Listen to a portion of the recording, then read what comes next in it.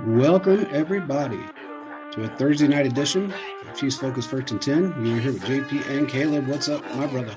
I'm doing good, man. How are you doing? We're doing good, man. Just ready for this game, this prime time game. I know, man. No, these are therapy after the week we both had. I think this is a good way to end it before Red Friday comes about. That's right. It's, I don't know if anybody noticed, but Charles put out a really cool article with the Chiefs and, as he put it, donkeys. Pretty good article he put out, and he's a great writer. He does a lot of good work for us, and Brandon's doing some great stuff with the stats, and can't give those guys enough props. I mean, they're slamming it out right now. That's true. And wanted to say right before the show, we really appreciate everybody who's subscribing to the website and subscribing to the show, and following us on Instagram and Twitter.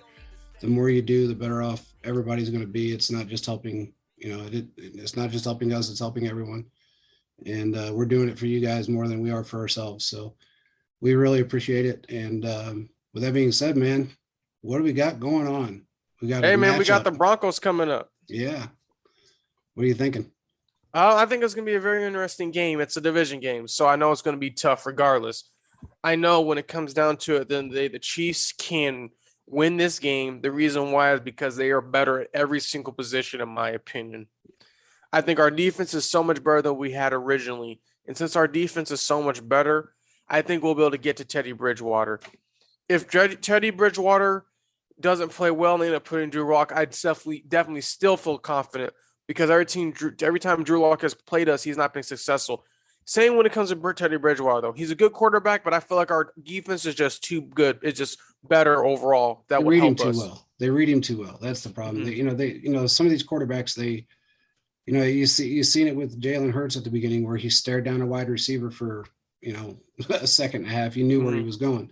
And a lot of times that happens with these, the quarterbacks with like Drew Lock and with Bridgewater. They do the same thing.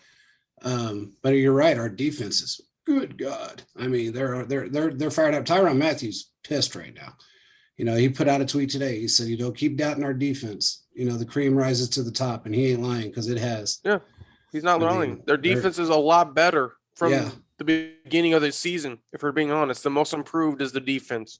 Oh man, they're just on fire. They're killing it right now. And I tell you, I don't know. All I see is improvement. What about you? I mean, they just look like they're continually improving. I agree. I think they can only get better as the season goes along. I don't think they're going to go back to what they were earlier in week 1 to week 8. No. Starting basically week 8 onward, they're a lot better than what we've seen. And this is important because we're used to seeing them struggle. Yeah. The defense struggle in the beginning of the season. Now, the issue, though, is the offense. Will the offense pick back up to lightning speeds like we had at one point? I think they will. I think we're going to see, this is the week that I do believe, I know I've said this a few times about in the past, and I know that there's been a couple of times where Andy was calling all the plays. Josh was out there 51% of the time. But again, he was out there mainly to learn the routes, learn Pat's mannerisms, and to see how things, progress during the games. Mm-hmm. And I think this might be the week where we see him a lot more. I agree. I think this is the time you unload him, see what he can do. Josh Gordon is a deep threat.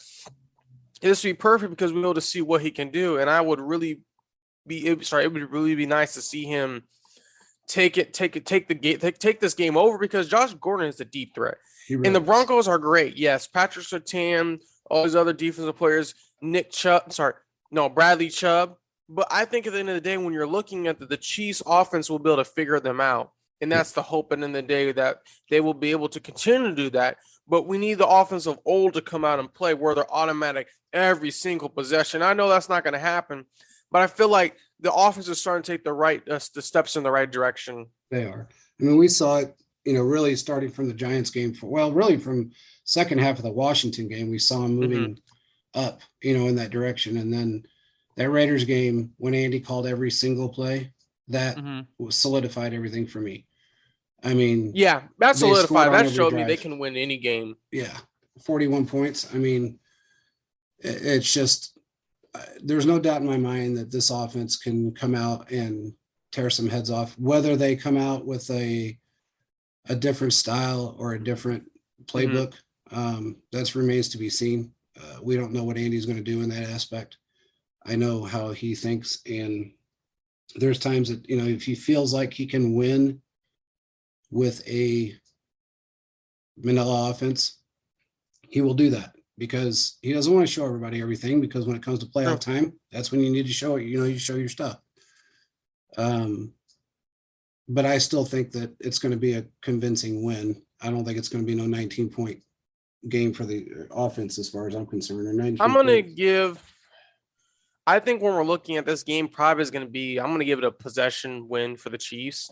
I don't know really what the score is. We'll probably get towards the end. But I really think that's going to be maybe a one possession because it's the Broncos. I'm not going to lie. They always play us hard. It doesn't matter if they're 8-0, 4-3, 7-1, 1-8. They always play us very hard. They haven't beat us since 2015. No, they haven't. They have not. So they haven't. And they're missing, and honestly, I mean, they gave up one of their best players ever in Von Miller. And without him being out on the field, I think that's a detriment to them. That is just a detriment. That's going to hurt him in the long run, especially against us. He knew us very well. And a lot of these younger guys that they have don't know our team, and they don't know our tendencies. And look at the fact, heck, half the guys that they don't have anymore, when Mahomes, remember his first game in 17 when he came out the last game of the season and he scared entire defense of the off. He was playing against a bunch of first teamers. Yeah, a bunch of first teamers, and they all said that kid's different, And Keeper Talib said he had an AK-47 arm, and I thought that was the funniest thing. Yeah, because some Broncos fans are saying there is no way that they were trying to swear up and down that none of their top players are playing in that game. Like, no, you guys' top players are playing. Yeah, Keep Talib said it all. Yep. And not only that, I mean, we heard the same thing from the Dallas Cowboys group this year when we beat them. We were playing their entire second team. That's absolutely not true. They were missing 3 players. Granted, they were 3 of their better players, 1 offensive player and 2 defensive players, but still, we were still playing their first team. I mean, it wasn't their entire team that was off. Dak Prescott was still out there. Zeke was still out there. All their main players were still there. All their top dogs were still out there, and we still beat them. Our defense held them to no touchdowns. No touchdowns. So, and then they come back and they score 30 points on the Raiders, I think it was. The Raiders, 41. Was it 41 on the Raiders? Yeah, the Chiefs scored 41. No, I'm talking about the Dallas Cowboys when they played. Oh yeah, we scored. Oh man, let me look at the score because it was close. It was like 19-6. 19-9 for us. When they played the Raiders, when Dallas played the Raiders, it was a high scoring game. Their defense couldn't hold Derek Carr. It was 19-9. Yeah. And it came down to a field goal basically to win the game. Overtime. In overtime. So which I was kind of confused on that one as well. Is there a time limit on that as far as like? So what they do in when it comes to overtime games in the NFL, more primarily during the regular season, 10-minute clock, each team gets a possession. If a team scores a touchdown on their very first drive, it's over. So if the team that received the ball first, they score a touchdown, it's over. When you get to playoffs, though, each team gets 1 possession. And I think they get a chance to counter, but we haven't seen the overtime playoff game in a while. So yeah, I actually thought that was going to end up being a tie game when it all boiled down to it. I didn't expect that kick to happen, but it did. Regardless, I mean, it shows you the difference between our defense now compared to our defense 5 weeks ago, 6 weeks ago, so 7 weeks ago. So it's vastly improved. I mean, to hold the number 1 offense to no touchdowns. Oh yeah, our defense was on a whole nother level, and the Cowboys are missing some players, but they were only missing one on a whole receiver, nother level really. That night. If we're just being honest. Yeah, I mean, they were really only missing on the offense as far as weapons were concerned. All they were missing was Amari Cooper, and they could have moved the ball, but the issue is our defense was that good. It was better that night. Yeah, we didn't allow them to run. We didn't allow them to pass. We didn't allow them to do anything.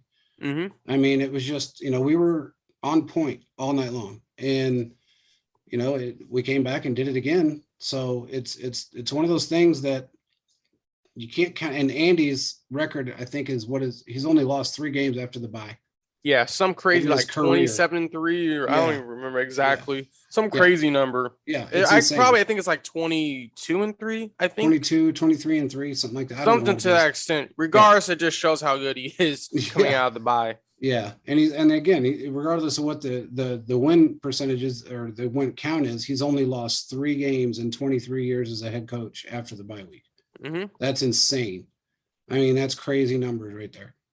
It In fact, is. I don't know what the score is right now, but Dallas was playing earlier against Atlanta. I'm pretty sure Dallas is going to lose. It was, I don't know what this, it I was mean, close. not. I mean, I'm sorry. The Saints are going to lose because I kept seeing interceptions being thrown by the Saints. They do not have a quarterback. No, Hill's They not need doing a the job. quarterback. Yeah, he's just not doing the job. And he was out there, he was trying, but he's not there. And then they were also missing, what's his name? Their running back. Um, can't think of his name right now. Kamara. Yeah, Kamara's out, and they had like 4 or 5 of their starters sitting on the sidelines watching. So Yeah, I'm pretty sure they're pushing for next season. That's yeah, probably what they're looking at guarantee it. because They're Michael looking. Thomas is not there, Yeah, and that's kind of what I'm seeing. yeah, yeah. I haven't seen a score since we've been up here, but um, last I had seen it was, well, it was early in the game. It was Mm. 0-0, and then I think Dallas, or no, there was a field goal missed by Atlanta, which would have put them up 3-0. And then that's the last thing I had seen after that. So I don't know where they're at now. Yeah, But from what I've seen, that the Cowboys, their defense is just getting interceptions.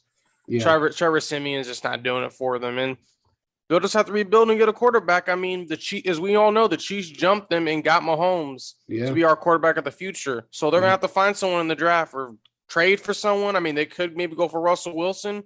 yeah, I mean, it's unlikely due to the Seahawks being in the same conference as the Saints, but anything can happen at this point. yeah. Just depends on what Wilson decides to do.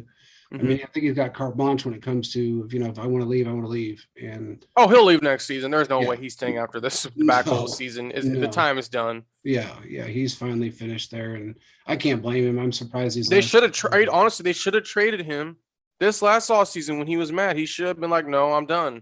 For Yeah, being honest. yeah, yeah. He's a loyal guy, and he does his best to stick around and do his. I mean, I honestly think Pete Carroll's days are over too this year. I think this is it for him. They may have to just blow. I don't know, because when you look at that situation, that's why he's a good coach, and they hit on some really good draft picks. But recently, they just not been able to do it like they have been. No. So, Last 5 years have been rough for them, and for especially 4 years, but mhm.